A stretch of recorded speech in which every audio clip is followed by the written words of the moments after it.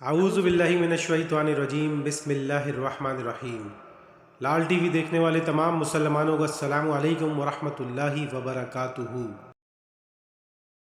رسول اللہ صلی اللہ علیہ وسلم نے فرمایا، جس نے 10 مرتبہ یہ کہا لا الہ الا اللہ وحدہ لا شریک لہ لہ الملک وَلَهُ الْحَمْدُ يُحْيِي وَيُمِيتُ وَهُوَ عَلَى كُلِّ شَيْءٍ قَدِيرٌ،